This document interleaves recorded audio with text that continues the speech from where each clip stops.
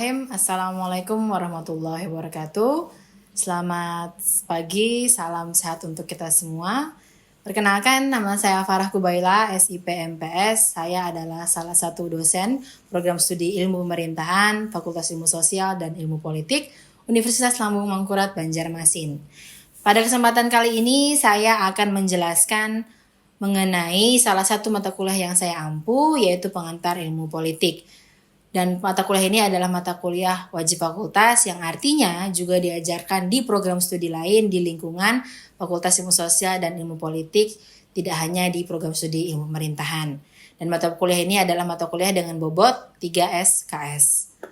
Oke, selanjutnya capaian pembelajaran. Capaian pada pembelajaran ini adalah dengan harapan yang pertama, mahasiswa dapat berperan sebagai warga negara yang bangga dan cinta tanah air, memiliki nasionalisme serta tanggung jawab pada negara dan bangsa. Mahasiswa dapat menunjukkan kinerja mandiri, bermutu dan terukur. Mahasiswa mampu mengkaji implikasi pengembangan atau implementasi pengetahuan dan teknologi dan menerapkan nilai humaniora sesuai dengan keahliannya berdasarkan kaidah, tata cara, dan etika ilmiah dalam rangka menghasilkan solusi, gagasan, desain, atau kritik seni. Dan mahasiswa mampu memimpin dan mengelola kelompok atau organisasi. Kemudian capaian selanjutnya dengan harapan mahasiswa dapat menguasai konsep dasar dan teori politik, negara, demokrasi, dan pemerintahan, dan mahasiswa dapat menguasai konsep penyelenggaraan pemerintahan nasional. Adapun capaian pembelajaran mata kuliah pada mata kuliah ini adalah memahami apa itu ilmu politik sebagai objek kajian ilmu pengetahuan, ruang lingkup dan cakupan teorinya. Kemudian capaian yang kedua adalah memahami sejarah perkembangan ilmu politik dari era klasik hingga kontemporer. Dan capaian yang terakhir adalah memahami dan dapat mengidentifikasi institusi-institusi politik, negara, partai politik, dan institusi pemilihan umum sebagai objek kajian ilmu politik. Adapun kemampuan akhir tiap tahapan pembelajaran atau disebut sebagai sub-CPMK. Yang pertama adalah memahami pengertian pendekatan dan ruang lingkup ilmu politik, memahami dasar-dasar ilmu politik, memahami teori asal mula negara, kekuasaan, dan konstitusi, memahami sejarah demokrasi, hak asasi manusia dan partisipasi politik, memahami pembagian kekuasaan dan kekuasaan vertikal dan kekuasaan horizontal, memahami partai politik dan kepemiluan. Adapun deskripsi dari mata kuliah ini adalah mata kuliah pengantar ilmu politik bertujuan untuk membekali mahasiswa dengan pengertian konsep perkembangan ilmu politik secara aplikatif, termasuk di dalamnya memberikan dasar-dasar pengetahuan dan pemahaman mengenai objek, ruang lingkup, dan konsep-konsep dasar ilmu politik meliputi negara, kekuasaan, sistem politik, dan kekuatan-kekuatan politik. Mata kuliah ini juga membahas mengenai kedudukan ilmu politik, hubungannya dengan ilmu pengetahuan lain, dan perkembangan serta kecenderungan yang terjadi pada ilmu politik. Penyajian perkuliahan bersifat general informatif, mengingat karakteristik mata kuliah ini adalah mata kuliah pengantar yang meletakkan dasar-dasar menuju pada pemahaman lebih lanjut dari semua kajian mata kuliah yang berprasyarat pengantar ilmu politik. Setelah menyelesaikan mata kuliah ini, mahasiswa diharapkan memiliki pengetahuan tentang ruang lingkup kajian ilmu politik sehingga dapat menjelaskan dan sekaligus menganalisis gejala politik dan perkembangannya. Adapun bahan kajian dari mata kuliah ini yang pertama adalah definisi dan konsep pokok politik, hubungan ilmu politik dan ilmu pengetahuan lainnya, pendekatan dalam ilmu politik, teori dan konsep konstitusi, demokrasi sebagai sistem politik, partisipasi politik, pembagian kekuasaan vertikal dan horizontal, trias politika, sistem kepartaian, dan sistem pemilihan umum. Dan metode pembelajaran yang digunakan dalam mata kuliah ini adalah metode ceramah dan diskusi studi kasus. Mengingat ini adalah mata kuliah pengantar sehingga perkuliahan dilakukan masih dalam bentuk ceramah dan diskusi studi kasus. Melalui kedua metode ini diharapkan mahasiswa dapat menyerap ilmu secara maksimal dalam bidang teoritis dan konseptual ilmu politik. Perkuliahan dilakukan sebanyak 16 kali pertemuan dengan total 14 pertemuan tatap muka dan 2 pertemuan masing-masing evaluasi, yaitu ujian tengah semester dan ujian akhir semester. Sistem pembelajaran atau mode perkuliahan pada mata kuliah ini adalah secara luring atau tatap muka yang dilakukan di ruang kelas, serta memanfaatkan teknologi sebagai media pembelajaran seperti e-learning yang ada di laman Simari ULM. Interaksi dosen dan mahasiswa. Dalam proses pembelajaran berlangsung secara dua arah, selain dosen menyampaikan materi, peserta juga diperkenankan untuk mengajukan pertanyaan atau pendapat. Selain itu, mahasiswa juga didorong untuk dapat berpartisipasi aktif dalam pengayaan sebuah fenomena politik yang menjadi bahasan dalam mata kuliah.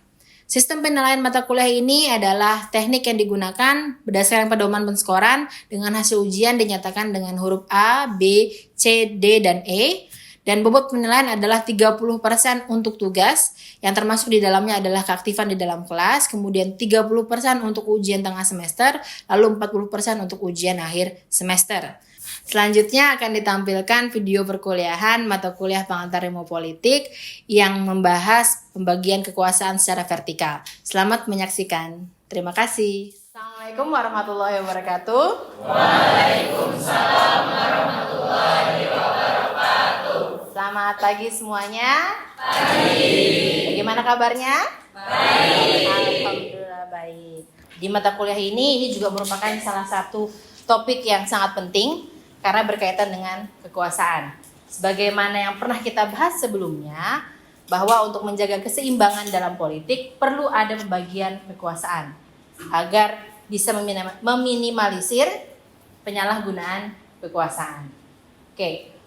Sebelum kita mulai perkuliahan hari ini akan Ibu jelaskan terlebih dahulu bagaimana metode yang akan kita lakukan. Hari ini adalah materi yang akan Ibu sampaikan. Kemudian kita akan melakukan sedikit sesi diskusi, studi kasus, lalu selanjutnya akan kita tutup dengan evaluasi kelas. Oke. Kekuasaan secara vertikal maksudnya adalah kekuasaan menurut tingkatannya. Jadi kekuasaan itu ada tingkatannya. Mana yang lebih tinggi, mana kemudian yang lebih sedikit atau lebih rendah. Atau juga bisa disebut sebagai kekuasaan antara beberapa tingkat dalam pemerintahan. Atau bisa juga disebut sebagai pembagian kekuasaan secara teritorial. Setiap negara bisa berbeda, entah pembagian menurut tingkatannya atau berdasarkan teritorialnya. Oke. Nah, di sini ada 3 contoh pembagian kekuasaan yang ada di negara-negara di dunia. Yang pertama adalah negara kesatuan yang kita tinggali sekarang ini, Republik Indonesia. Bentuk negaranya ada negara kesatuan, kemudian ada negara federasi, lalu ada negara konfederasi. Mungkin 1 dan 2 ini familiar, mungkin yang ketiga agak kurang familiar. Atau familiar hanya saja tidak tahu kalau itu adalah negara konfederasi. Pengertian negara kesatuan terlebih dahulu ini menurut si Armstrong, negara kesatuan ialah bentuk negara di mana wewenang legislatif tertinggi dipusatkan dalam satu badan legislatif nasional atau pusat. Jadi yang memiliki wewenang paling tinggi itu adalah legislatif pusat. Negara kesatuan kekuasaannya terletak pada pemerintah pusat dan tidak pada pemerintah daerah. Nah, ini contoh tadi tingkatannya berbeda. Pemerintah pusat di sini tingkatan kekuasaannya lebih tinggi dibandingkan pemerintah daerah. Pemerintah pusat mempunyai wewenang untuk menyerahkan sebagian, tidak semuanya. Dan ini juga menyerahkan, bukan membagi. Menyerahkan sebagian kekuasaannya kepada daerah berdasarkan hak otonomi yang kita kenal dengan otonomi daerah. Tetapi kekuasaan tertinggi tetap berada di pemerintah pusat. Seperti di Indonesia, kekuasaan tertinggi di pemerintah pusat. Di mana sekarang? Bentar lagi kemana? IKN. Oke. Lanjut. Konstitusi Negara Kesatuan tidak mengakui badan legislatif lain selain dari badan legislatif pusat. Jadi tidak ada badan legislatif lain selain badan legislatif pusat. Tidak ada lembaga yang bisa membuat undang-undang selain lembaga legislatif pusat. Kalau di Indonesia, DPR, DPD.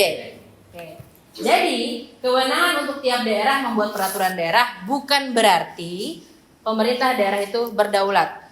Karena tadi sebagian kecil saja kekuasaan diberikan pemerintah daerah melalui otonomi daerah. Dan meskipun pemerintah daerah masing-masing memiliki peraturan melalui Perda, bukan berarti pemerintah daerah itu berdaulat atau merdeka sendiri, tetap harus atas persetujuan pemerintah pusat. Lebih gampang ya dipahami karena negara kita sendiri bentuknya negara kesatuan. Nah, ciri negara kesatuan. Yang pertama, adanya supremasi dari Dewan Perwakilan Rakyat Pusat. Supremasi itu maksudnya kekuasaan hukum tertinggi. Supreme power, kekuasaan tertinggi. Tidak ada badan-badan lainnya yang berdaulat, hanya badan-badan pemerintah pusat yang berdaulat. Kemudian yang ketiga, hanya terdapat masing-masing satu undang-undang dasar, satu kepala negara dan Dewan Perwakilan Rakyat dan Dewan Menteri. Undang-undang dasar kita apa? UUD 1945. Kepala negaranya siapa? Presiden. Kemudian Dewan Perwakilan Rakyat tadi sudah kita sebutkan, legislatifnya, dan Dewan Menteri, para menteri, kabinetnya. Tidak ada kabinet yang lain. Kedaulatan negara meliputi kedaulatan ke dalam dan keluar yang ditandatangani oleh pemerintah pusat. Hanya memiliki satu kebijakan mengenai masalah ekonomi, sosial, politik, budaya, pertahanan, dan keamanan. Semuanya cuma satu. Jadi pemerintah pusat dulu mengeluarkan semuanya, baru nanti diadopsi oleh pemerintah daerah masing-masing. Ini nanti akan terlihat bedanya dengan pemerintah federal. Jadi semuanya pasti, semua perda yang ada di daerah-daerah, terutama di Indonesia, itu pasti mengikuti kebijakan atau undang-undang dari pemerintah pusat. Kemudian negara federasi, ini adalah contoh pembagian kekuasaan secara vertikal yang kedua, yaitu negara federasi atau lebih umumnya juga kita sering sebut sebagai federal. Prinsip federal ialah bahwa bedanya dengan yang sebelumnya tadi, kekuasaan dibagi sedemikian rupa. Kalau tadi kan sebagian kecil, kalau ini sedemikian rupa maksudnya diatur sedemikiannya berapa. Dan bisa berbeda-beda di tiap negara. Sehingga pemerintah federal atau pemerintah nasional, kalau orang Amerika bilang, dan pemerintah negara bagian atau state bahasanya, dalam bidang-bidang tertentu adalah bebas satu sama lain. Jadi memang sudah dibagi sedemikian rupa. Yang ini kebijakan ranahnya pemerintah nasional atau pemerintah federal, yang lainnya itu adalah kewenangan dari pemerintah negara bagian atau state. Contoh pembagiannya seperti ini. Hubungan, ini contohnya ya, bukan berarti berlaku untuk semuanya. Tapi mostly kebanyakan seperti ini. Misalnya, hubungan luar negeri dan percetakan uang diserahkan kepada pemerintah federal atau pemerintah nasional, tanpa ikut campur dari negara bagian. Jadi ini hak hanya punyanya negara pusat, nasional maksudnya, Kemudian kebudayaan, kesehatan, dan lain sebagainya dibebaskan kepada pemerintah negara federal, negara bagian, tanpa ada campur tangan dari pemerintah federal atau pemerintah pusat. Jadi kalau mudahnya, kalau pemerintah di Amerika Serikat, pemerintah pusatnya mereka yang mengatur hubungan luar negeri, percetakan uang, tetapi negara bagian dari 50 itu, nah mereka bisa mengelola kebijakan kebudayaan, kesehatan masing-masing tanpa perlu ada persetujuan atau ikut campur dari pemerintah pusat. Beda dengan kita yang di kesatuan, tetap harus seiring, sejalur, dan atas persetujuan pemerintah pusat. Sedangkan federal, karena sudah dibagi sedemikian rupa, batas-batasannya sudah jelas, mereka bisa membuat kebijakan sendiri masing-masing. Jadi jangan heran, misalnya di Amerika Serikat, di tiap negara bagian itu bisa beda-beda kebijakannya. Ada yang melegalkan ini, ada yang melegalkan itu. Misalnya kayak di satu negara bagian ada yang melegalkan aborsi, ada yang melegalkan perkawinan sesama jenis, tapi ada juga yang tidak. Jadi tidak semuanya.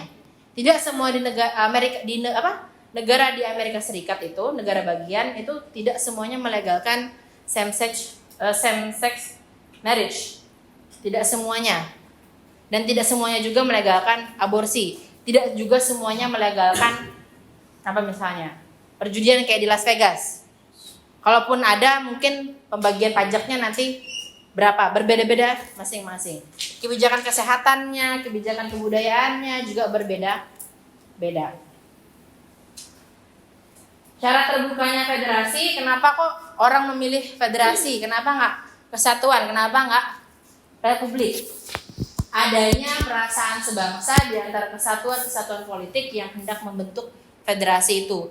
Memang kebanyakan negara yang bentuknya federal, mereka itu sukunya atau bangsanya satu. Kalau di Indonesia kan sukunya banyak ya. Nah, jadi memang rata-rata mereka ada perasaan sebangsanya. Rata-rata mereka seperti itu, tidak terdiri dari nationality yang beragam. Kecuali di Rusia, beda kasus lagi. Tapi mostly seperti ini. Dan ada keinginan untuk mengadakan ikatan yang terbatas. Mereka nggak mau terlalu diikut campuri oleh negara nasional, negara pusat atau negara federal. Karena jika menghendaki kesatuan, maka yang dibentuk bukan negara federasi. Bikin negara kesatuan aja. Kalau memang mau semuanya ibaratnya kalau bahasa Banjarnya serantang seluntung, kemana-mana A, semuanya ikutan A. Kalau karena mereka ini memang sudah mau memisahkan tanpa ada ikut campur, jadi ada pembagian pembatasan, maka dibentuklah negara federasi. Ciri negara federasi, tiap-tiap negara bagian memiliki wewenang untuk menyusun undang-undang dasar sendiri. Kalau kesatuan tadi, mereka cuma punya satu undang-undang dasar. Kalau negara bagian atau negara federal itu setiap negara bagian itu memiliki undang-undang dasar masing-masing. Asalkan masih sejalan dengan pemerintah pusat. Kemudian pemerintah pusat memiliki kedaulatan terhadap negara-negara bagian untuk urusan luar. Nah, makanya tadi kebanyakan memang urusan, bukan kebanyakan lagi. Ibu yakin semuanya, semua urusan luar negeri itu adalah urusan pemerintah negara federal, pemerintah pusat, dan sebagian urusan dalam. Dan itu tergantung negara masing-masing mengatur pembagiannya seperti apa. Nah, ini contoh negara-negara federal. Dari semua negara yang ada di dunia, ternyata hanya sekitar 25 negara yang bentuknya federal. Nah, ini ada 25, ada Amerika Serikat, ada Rusia, ada Swiss, Meksiko, Comoros, Argentina, Somalia, Belgia, UEA, Brazil, Venezuela, Saint Kitts and Nevis, Mikronesia, Irak, India, Kanada, Nigeria, Bosnia Herzegovina, Austria, Sudan Selatan, dan Nepal. Mungkin kalau Amerika Serikat sudah familiar sekali ya. Kalau Rusia, mungkin pernah Ibu singgung, kalau Rusia itu dia ada 88 negara bagian. Kalau Amerika kan 50. Kalau Rusia ada 88, sebutannya bukan negara bagian, tapi subjek federasi. Jadi sebutannya juga beda-beda. Ada 88 subjek federasi dan 21 diantaranya adalah republik. Nah, kalau mungkin pernah membaca, kok ada republik Chechnya, Ingushetia, republik ini, republik itu, padahal di dalam negara Rusia. Nah, itu adalah salah satu di antara 21 republik yang ada di Rusia. Mengapa demikian? Itulah federasi. Mereka memang berada dalam satu naungan negara yang sama, hanya saja mereka memiliki kedaulatan masing-masing yang kemudian sudah dipisahkan oleh negara pusat, oleh pemerintah pusat. Republik ini contohnya di Chechnya itu ada presiden sendiri. Ada yang tahu namanya siapa? Jadi dalam Rusia itu ada presiden Vladimir Putin, baru menang pemilu lagi. Kemudian di dalam negara Rusia itu ada republik. Salah satunya Republik Chechnya. Ada juga presidennya. Ada yang ingat namanya siapa? Ramzan Kadyrov. Nah, namanya Ramzan Kadyrov. Otomatis pembagian kekuasaannya juga berbeda-beda. Republik yang satu dengan republik yang lain beda. Dan rata-rata yang republik-republik ini mayoritas Muslim. Makanya ibu bilang kalau Rusia itu beda kasusnya karena mereka bangsanya banyak. Tidak hanya bangsa Slav, tidak hanya bangsa Rusia, tetapi juga orang Kazakh, orang Tartar dan lain sebagainya. Sampai di sini ada yang ingin bertanya tentang bagian kekuasaan negara federal? Tidak ada, belum? Lanjut, oke. Yang terakhir adalah negara konfederasi. Nah, ini yang ibu sebutkan tadi di awal. Mungkin sebenarnya sudah familiar sekali bentuknya, hanya saja namanya tidak tahu. Konfederasi terdiri dari beberapa negara yang berdaulat penuh untuk mempertahankan kemerdekaan eksternal dan internalnya. Negara-negara tersebut bersatu atas dasar perjanjian internasional yang diakui. Negara-negara yang tergabung dalam konfederasi tetap merdeka dan berdaulat, dan bentuk perkembangan selanjutnya dari bentuk negara federal. Ini merupakan bentuk perkembangan yang lebih canggih lagi dari federal. Juga sama-sama ingin memiliki batasan-batasan kekuasaan, tetapi memiliki satu tujuan yang sama. Negara ini dibentuk sebagai perserikatan antara negara-negara atau gabungan beberapa negara untuk membuat sebuah sistem kehidupan bersama yang lebih besar lagi. Konfederasi juga dikenal sebagai persekutuan atau liga. Jadi tidak hanya organisasi PBB, ASEAN, tetapi juga bisa liga. Itu juga sebutannya konfederasi. Apalagi sepak bola kan memang sebutannya konfederasi kan. Piala konfederasi segala macam itu adalah bentuk dari negara konfederasi.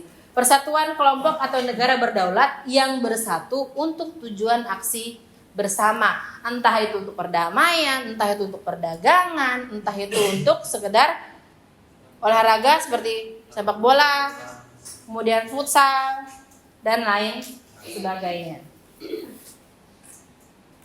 Nah, bentuk konfederasi ini tidak diakui sebagai negara berdaulat tersendiri dalam hukum internasional. Karena masing-masing negara yang membentuk konfederasi tetap memiliki kedudukan internasional sebagai negara berdaulat.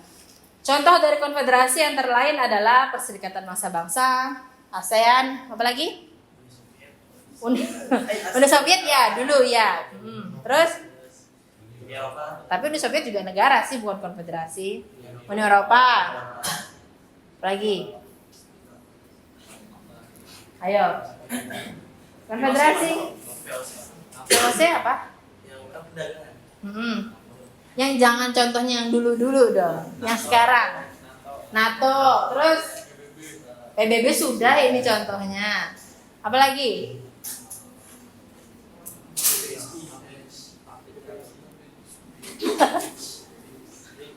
BRICS. Bukan bridge. BRICS. BRICS apa BRICS tuh?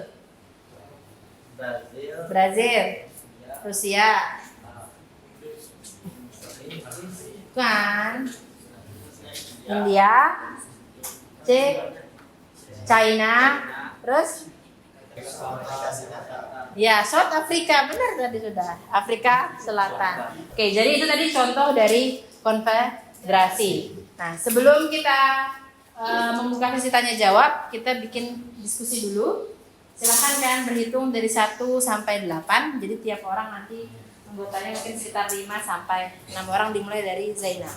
Kelompok 1, mana kelompok 1?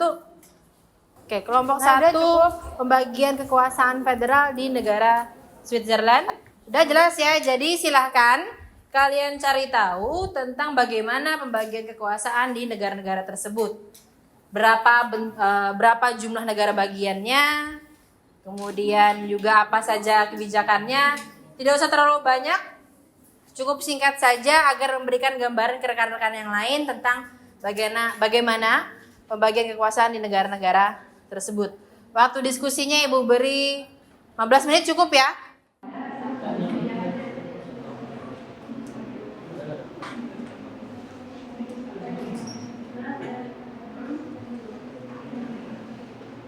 Ya, bisa juga. Boleh dari teman-teman, karena tetap harus lebih fokus kepada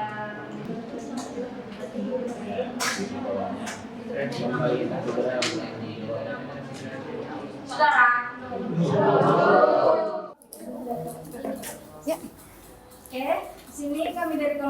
video akan mempresentasikan tentang pembagian kekuasaan di negara India.